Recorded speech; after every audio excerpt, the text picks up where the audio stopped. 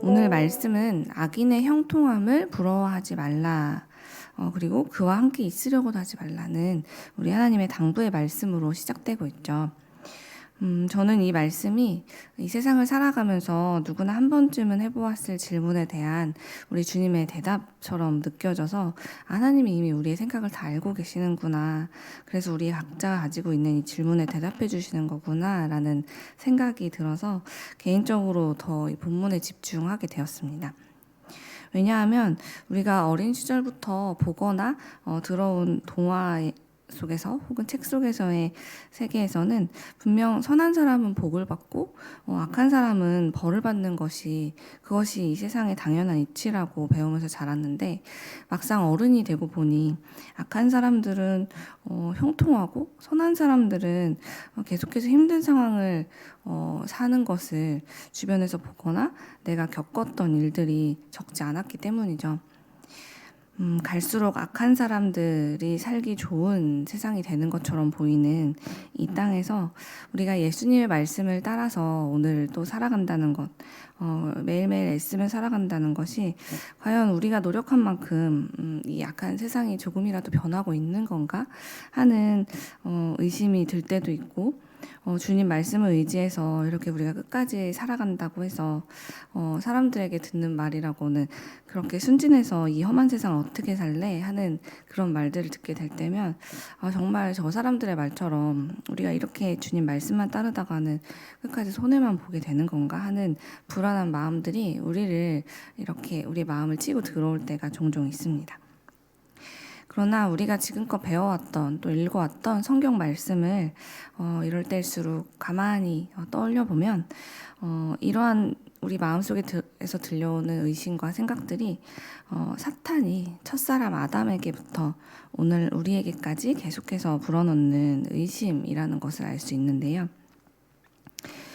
눈에 보이는 이 세상과 그리고 보이지 않는 우리 하나님 이 사이에서 사탄은 자꾸만 우리로 하여금 보이지 않는 하나님에 대해서 끊임없이 의심하게 하는 일을 하기 때문입니다.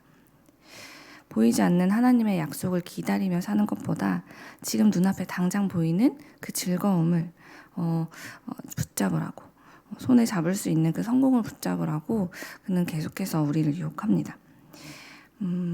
성경 속의 아담과 하와가 결국 자기 앞에 나타났던 그 뱀이 했던 말, 하나님의 약속보다 이게 더 옳아 보이는 그런 상황 속에서 결국은 하나님의 말씀이 아닌 뱀의 이야기를 선택하게 됐고, 그 결과 그들은 내 인생의 성패는 우리 하나님의 말씀에 따라 결정되는 게 아니라 내가 결정하는 거야 라는 그런 결론을 내리게 되었죠.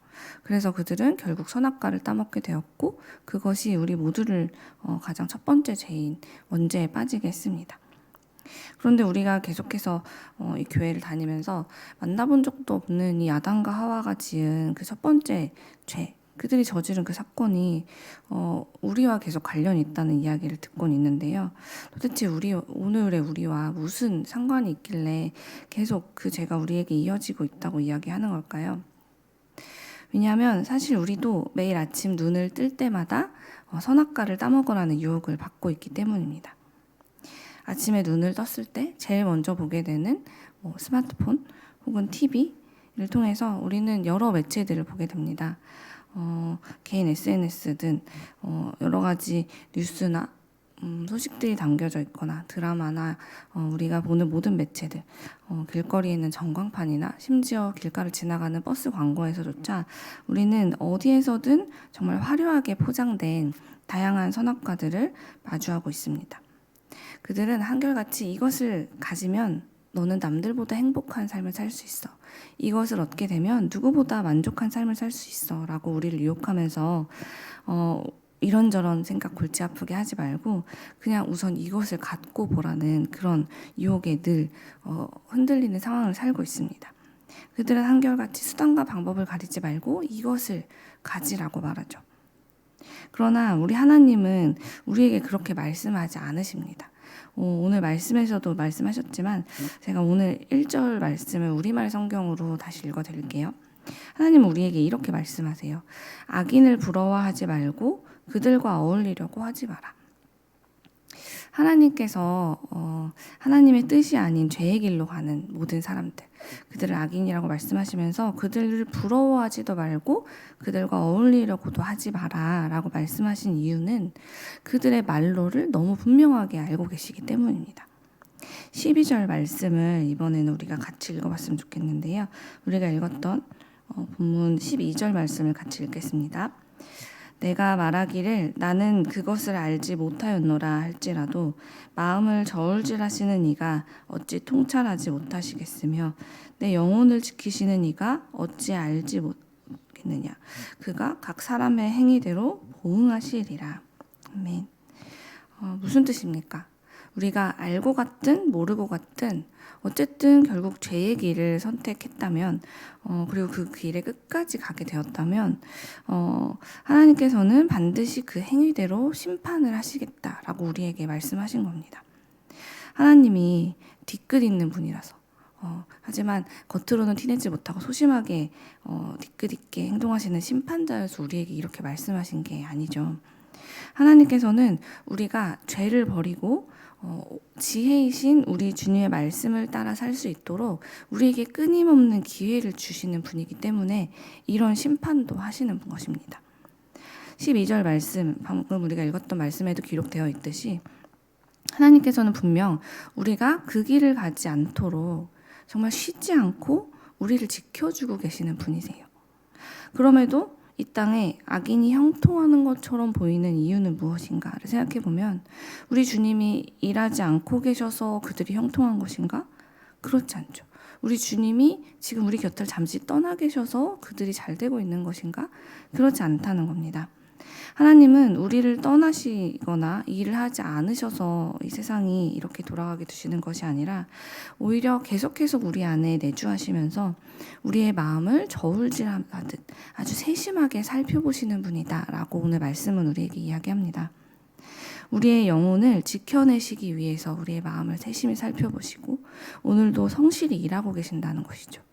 그러므로 그렇게 성실히 우리 안에서 계속해서 일하시는 우리 주님이 어떤 일을 하시냐면 주님은 계속해서 우리에게 죄에서 돌아서라고 그 돌아설 기회를 주시고 주님의 지혜를 통해 이 말씀을 주시면서 이 말씀대로 우리의 삶을 고쳐나갈 기회를 끊임없이 주시려고 우리의 마음을 살펴보고 우리를 지켜주시는 분임을 오늘 말씀이 이야기하고 있는 것입니다. 그러므로 우리가 악인들이 계속 형통하는 것 같아서 나도 그냥 그들을 따라 살아야겠다라고 말할 수 없다는 것이죠. 우리 주님도 그들이 형통해 보이는 것처럼 보이지만 우리 주님이 일하지 않으셔서가 아니라 더 많은 사람들이 끊임없이 주님의 말씀을 모른 척하고 그 길을 선택하고 있기 때문에 더 많아 보이는 것이지 우리 주님은 계속 일하시면서 그것이 옳지 않음을 그리고 그 길 끝에는 결국 심판이 있음을 우리에게도 계속 알려주고 우리를 구할 일들을 해나가고 계신다는 겁니다. 따라서 우리가 악인의 형통함을 더 바라보고 그리고 의인들이 지금 어떤 형편에 있는지를 계속 재면서 과연 내가 악인을 따라 살지 우리 하나님의 말씀을 따를지를 더 이상 고민할 이유가 없다는 것이죠.